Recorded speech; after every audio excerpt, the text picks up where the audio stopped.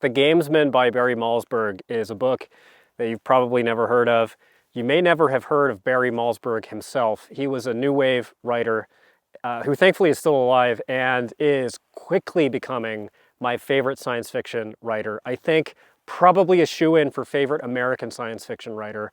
He is right up there with Silverberg, and he's right up there with all of the other greats, all the other big names.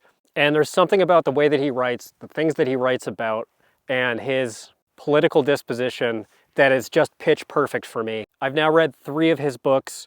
I love all 3, and I love them in a way that makes him skip the line above authors that I also love that I've read more from. The Gamesman is a rather odd dystopian novel that takes place in a relatively near future where resources are extremely scarce and society is tightly controlled and regimented, and people do not have many creature comforts or joys available to them. There are really only 2 pastimes. One is international travel by means of teleportation, and the other is enrollment in something called the Game with a capital G, which is this kind of social experiment that is run as a kind of lottery that's held forth to the occupants of this world as a potential way to improve their material conditions in life. People who opt into the game are subjected to a sequence of tests of their intellects, of their physical prowess, and also, in turn, have to administer those tests to other players in the role of gamesman. There's a figurehead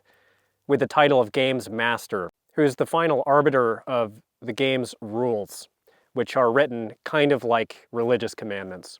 The protagonist is a man who has complete faith in the game and fully believes that he will win, and while playing is exposed to a disturbing secret that upsets his faith. This was written in 1975 during a period of absolutely prolific output by Malzberg, and Malzberg is such a talented writer that he would publish his first drafts. Presumably, this is a first draft. The other Malzberg book that I'm reviewing is a first draft, and Beyond Apollo, his most famous book that I've talked about before on the channel, was also a first draft. I described Gamesman elsewhere as like Kafka writing The Running Man.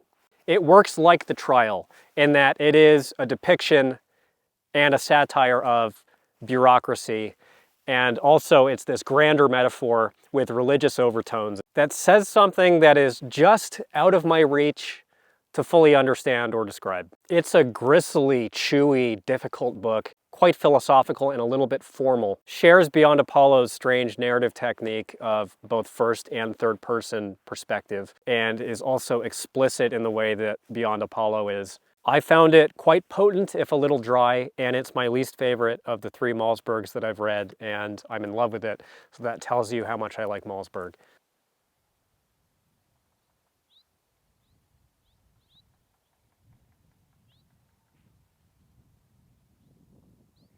The next one I read immediately after Gamesman was Overlay, also by Malzberg. This one is about as obscure as Gamesman is, and I think it is a complete masterpiece. It really, really boggles the mind that this is a first draft. It's about an alien that belongs to this galactic intelligence agency called the Bureau that is given the assignment of fomenting the end of the world on Earth because humanity has been proven to be too irrational and too dangerous to be allowed to continue to exist. And this alien enters the minds in this non-corporeal form that is pseudo-psychic, but is described as not actually psychic, in order to push them over the edge and to accelerate the excesses and follies of their personalities, to turn them essentially into agents of destruction, agents of apocalypse. These 4 people are all horse bettors. They are all gambling addicts in New York.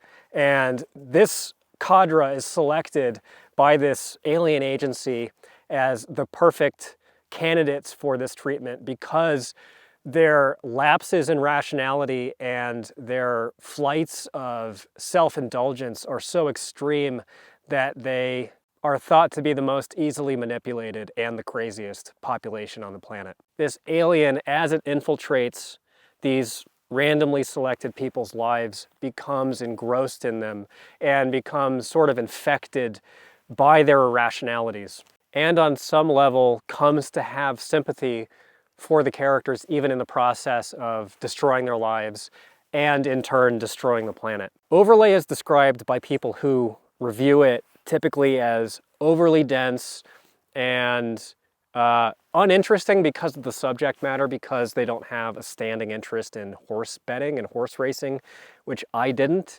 I think the horse racing content is, I want to say not super relevant, but that's not true, because Malzberg, while he was writing this, was heavily involved in horse betting himself. And there's a lot of technical detail and description of the process of horse betting that is in the book. In this way, it kind of has the structure of a hard science fiction novel with all the exposition, but the exposition happens to be about the mechanics of gambling. It is, at turns, a dark and funny and extraordinarily beautiful book. There are passages of description of the lives of these four people that are arrestingly gorgeous in their description. There is one character, especially an elderly woman, who has destroyed her relationship with her son through her addiction. And this alien has these moments of reverie, of watching her in stupors and describing her as if she were a still life painting. And there's a seething intelligence in Overlay, as there is in the other two Malzbergs as well, that is just the most apparent that I've seen it out of any of those three works. I talked about Overlay with my friend Sean of SF Ultra. We did a full hour. We both love the book. That is available for free if you want to listen to it. I'll put a link down in the description. He agrees that it is also a satire of the CIA. I think if you're looking for really conventional science fiction novels with standard plot conventions and so forth, neither of these is probably going to please you. But this is the exact thing that I love the most.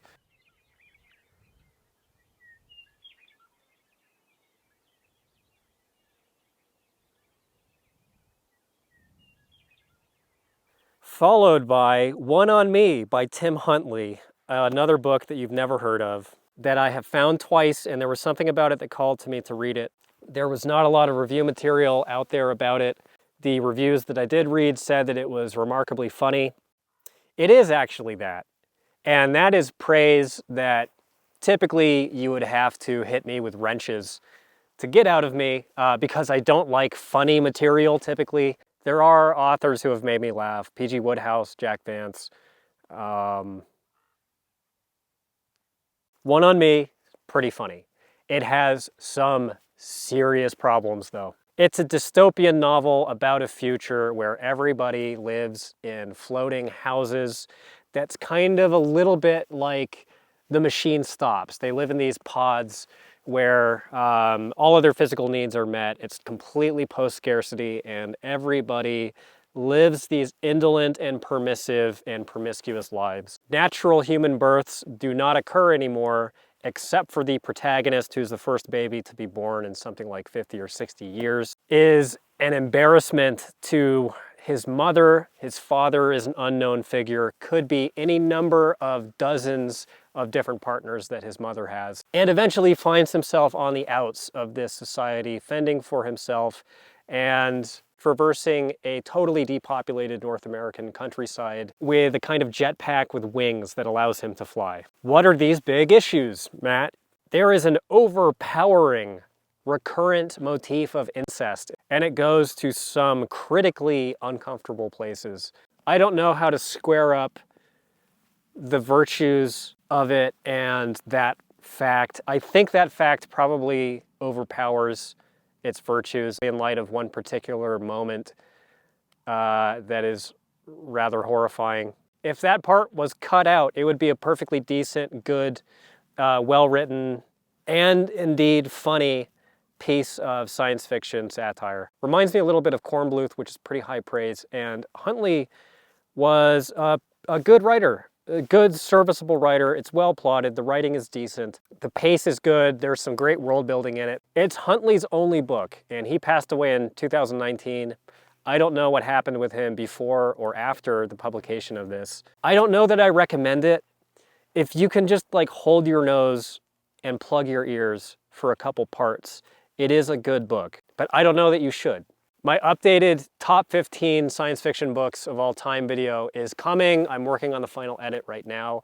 There's a long cut that's already been uploaded to my Patreon that costs $5. It's about 40 minutes long. I also uploaded a 55-minute long supplemental video explaining my reasoning for the placements on the top 15 and also explaining why all the books that didn't make it to the list didn't make it to the list. It's kind of an overview of the whole canon of science fiction and my thoughts about it, and there's a bunch of titles in there that I've never talked about on the channel. If not, I will see you on the next one. See you there.